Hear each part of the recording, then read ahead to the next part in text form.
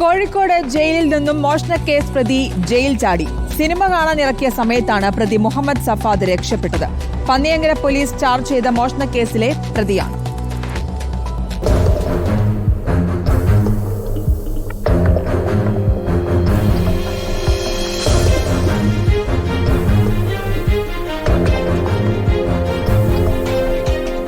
ഇന്ന് രാവിലെ 9 മണിയോടെയാണ് മോഷണക്കേസിൽ റിമാൻഡിൽ കഴിയുന്ന മുഹമ്മദ് സഫാദ് ജയിൽ ചാടിയത്.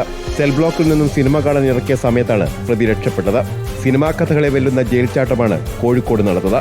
ജയിലിനകത്തെ ഹാളിന്റെ ഓടിളക്കി മുകളിൽ കയറിയ പ്രതി മറ്റു കെട്ടിടങ്ങൾക്ക് മുകളിലൂടെ ഓടി രക്ഷപ്പെട്ടതാണ് പോലീസ് പറയുന്നത്.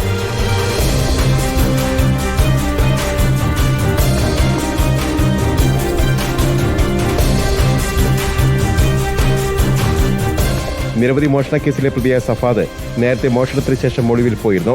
വിപുലമായ അന്വേഷണത്തിനൊടുവിലാണ് പ്രതിയെയും സംഘത്തെയും പന്നിയങ്കര പോലീസിന് അന്ന് പിടികൂടാൻ കഴിഞ്ഞിരുന്നത്. മറ്റു മോഷണക്കേസിലും സഫാദ് ഉൾപ്പെട്ടിട്ടുണ്ടെന്ന് പോലീസ് വ്യക്തമാക്കി. ലഹരി വസ്തുക്കളുടെ വിപണന സംഘവുമായും സഫാദിന് ബന്ധമുണ്ടെന്നാണ് പോലീസിന്റെ നിഗമനം.